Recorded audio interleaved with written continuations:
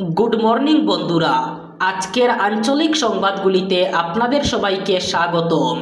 আজ হলো 8 জুন রবিবার। আজকের সকালের গুরুত্বপূর্ণ খবরগুলি হলো: রাজ্যের চাকরি প্রার্থী যুবক যুবতীদের জন্য বড় সুখবর। আগামী 17 জুন এডিআরই 2-এর তৃতীয় পর্যায়ের মৌখিক পরীক্ষা এবং স্কিল টেস্ট ঘোষণা মুখ্যমন্ত্রী ডক্টর হিমন্ত বিশ্ব শর্মার।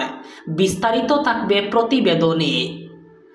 আজ অর্থাৎ রবিবার শ্রীভূমিতে এপিএসসি পরীক্ষা ঘিরে 163 ধারায় বেশ কিছু নিষেধাজ্ঞা জারি। ভারত, পাকিস্তান এবং বাংলাদেশ তালিকায় 14টি দেশের নাগরিকদের ভিসায় বিধিনিষেধ জারি করল সৌদি আরব। বন্যার মধ্যেও নিরবিচ্ছিন্ন বিদ্যুৎ পরিষেবা খাঁচারে। বিস্তারিত থাকবে প্রতিবেদনে। বিদেশির নামে স্বদেশি নাগরিকদের নির্যাতন, ঈদের দিন কালো বেজ পরে নামাজ আদায়ে আমসু। ছত্তিশগড়ে বিজাপুর জঙ্গলে গুলির লড়াইয়ে নিকেশ মাওবাদী নেতা ভাস্কর। মাথার দাম ছিল 45 লক্ষ টাকা। রাজ্যসভা নির্বাচন, বিজেপির মনোনয়ন পেলেন কোনাদপুর কায়স্থ।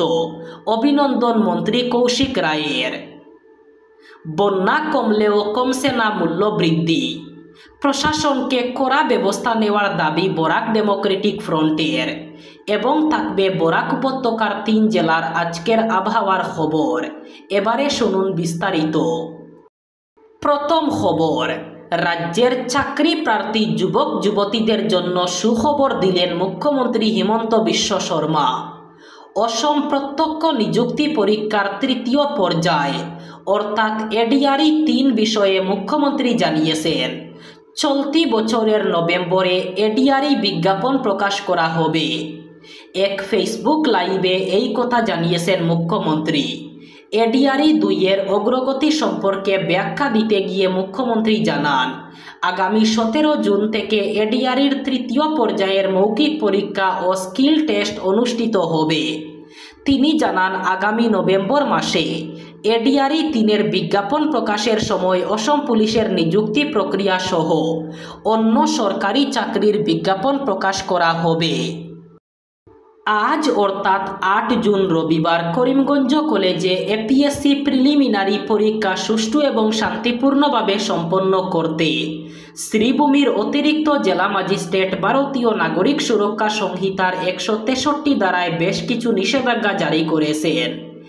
এতে জানানো হয়েছে, এই পরীক্ষার জন্য পরীক্ষা কেন্দ্রের আশেপাশে ভিড় হওয়ার সম্ভাবনা রয়েছে, যা থেকে জনমনে শান্তি ও সম্প্রীতি বিঘ্নিত হওয়ার আশঙ্কা রয়েছে।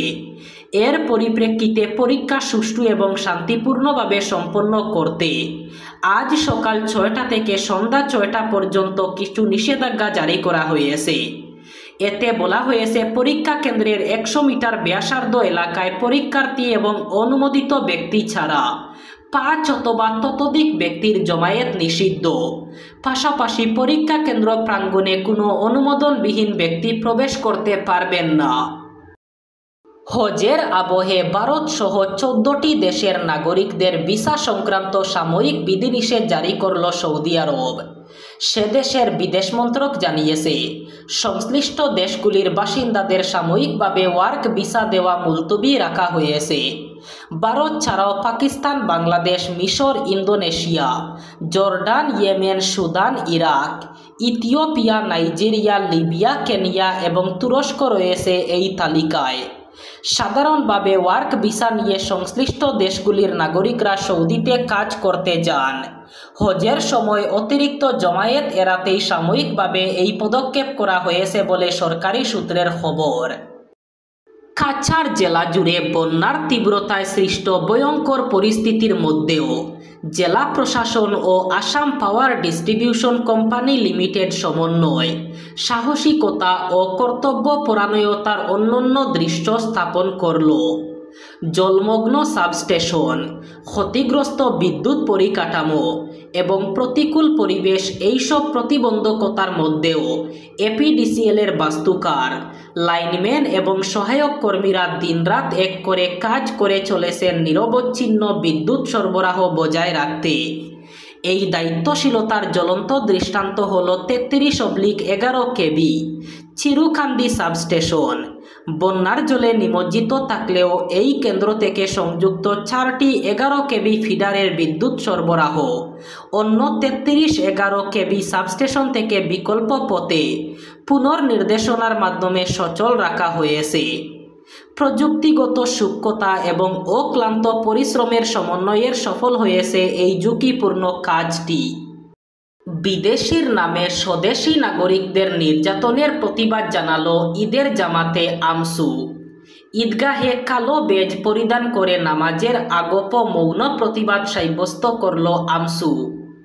গতকাল সারা আসাম সংখ্যালঘু ছাত্র সংস্থার সভাপতি রেজাউল করিম সরকারের নির্দেশে বিদেশির নামে স্বদেশি নাগরিকদের নির্যাতনের প্রতিবাদে গোটা রাজ্যের সঙ্গে সঙ্গতি রেখে গুড়ামারা আঞ্চলিক আমসুর উদ্যোগে এবং শ্রীভূমি জেলা আমসুর সহযোগিতায় দেওকুরি ঈদগাহের সামনে আমসু কর্মীরা হাতে কালো বেজ পরিধান করে মৌন প্রতিবাদ করেন। এদিন আমসুর কর্মীরা হাতে হাতে প্লেকার্ড নিয়ে মৌনতা অবলম্বন করে ঈদগাহে প্রবেশ করেন এবং কালো বেজ পরিধান করে পবিত্র ঈদের নামাজ আদায় করেন। মাথার দাম ছিল ৪৫ লক্ষ টাকা। সেই মাওবাদী শীর্ষ নেতাকে গুলি করে মারল নিরাপত্তা বাহিনীর জওয়ানরা। শুক্রবার ঘটনাটি ঘটেছে ছত্তিশগড়ের বিজাপুর ন্যাশনাল পার্ক এলাকায়। মৃত মাওবাদী নেতার নাম ভাস্কর রাও ওরফে মাইলারাপু আদেলু।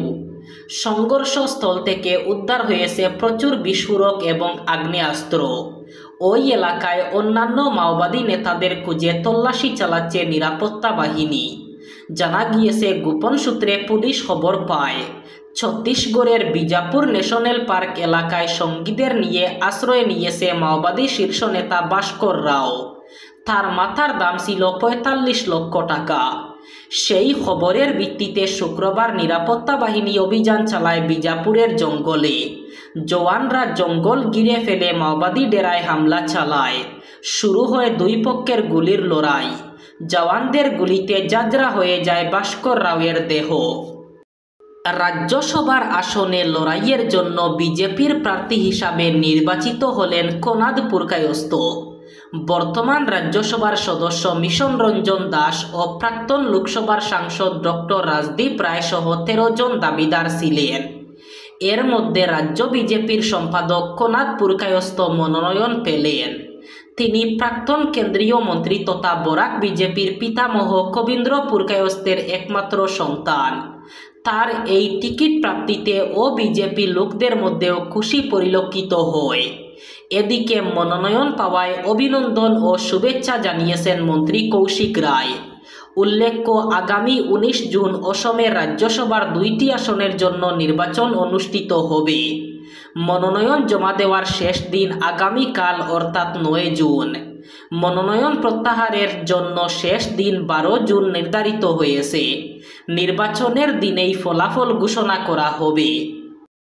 বরাক নদীর জলস্তর কমেছে এবং কৃত্রিম বন্যা পরিস্থিতির উন্নতি হয়েছে, কিন্তু এই সময়ে অত্যাবশ্যকীয় সামগ্রীর দাম হঠাৎ করে অস্বাভাবিক হারে বেড়ে চলেছে। এ নিয়ে এবার সরব হলো বরাক ডেমোক্রেটিক ফ্রন্ট অথবা বিডিএফ। এক প্রেস বার্তায় বিডিএফ মিডিয়া সেলের আহ্বায়ক জয়দীপ ভট্টাচার্য বলেন, বন্যা পরিস্থিতিতে জেলা প্রশাসন তথা ফুড গ্রেইন মার্চেন্ট অ্যাসোসিয়েশনের পক্ষ থেকে বারবার যথেষ্ট পরিমাণে অত্যাবশ্যকীয় পণ্য সামগ্রী মজুত রয়েছে বলে জানানো হয়েছিল। তা সত্ত্বেও হঠাৎ করে এই মূল্যবৃদ্ধির কোনো কারণ সঙ্গত নেই। তিনি বলেন, আলুর দাম কেজি প্রতি 15 টাকা বেড়েছে। অন্যান্য শাকসবজির দামও অগ্নিমূল্য, যার জন্য সাধারণ নাগরিকদের নাভিশ্বাস উঠছে। জয়দীপ বলেন, বন্যা ত্রাণের জন্য সম্প্রতি ফুড গ্রেইন মার্চেন্ট অ্যাসোসিয়েশনের তরফ থেকে মুখ্যমন্ত্রীর হাতে ভালো টাকা তুলে দেওয়া হয়েছে। অনেকেই প্রশ্ন তুলছেন যে মূল্যবৃদ্ধির মাধ্যমে বাজার থেকে এই টাকা তুলে নিতেই কি হঠাৎ করে এই ধরনের মূল্য বৃদ্ধি। তিনি বলেন, অবিলম্বে ফুড গ্রেইন মার্চেন্ট অ্যাসোসিয়েশনের পক্ষ থেকে এই ব্যাপারে স্পষ্টীকরণের দাবি জানাচ্ছেন তারা। এবার বরাক উপত্যকার 3 জেলার আজকের আবহাওয়ার খবর। আজ অর্থাৎ 8 জুন রবিবার বরাক উপত্যকার 3 জেলায় গরমের সম্ভাবনা। আজ শিলচর কাছাড়ে সর্বোচ্চ তাপমাত্রা থাকবে 32 ডিগ্রি সেলসিয়াস এবং সর্বনিম্ন তাপমাত্রা থাকবে 26 ডিগ্রি সেলসিয়াস। শ্রীভূমি করিমগঞ্জে আজ সর্বোচ্চ তাপমাত্রা থাকবে 32 ডিগ্রি সেলসিয়াস এবং সর্বনিম্ন তাপমাত্রা থাকবে 26 ডিগ্রি সেলসিয়াস। হাইলাকান্দি জেলায়ও আজ সর্বোচ্চ তাপমাত্রা থাকবে 32 ডিগ্রি সেলসিয়াস এবং সর্বনিম্ন তাপমাত্রা থাকবে 26 ডিগ্রি সেলসিয়াস। এই ছিল আজকের সকালের গুরুত্বপূর্ণ খবরগুলি। ভিডিওটি অবশ্যই লাইক করবেন এবং চ্যানেলটি সাবস্ক্রাইব করবেন।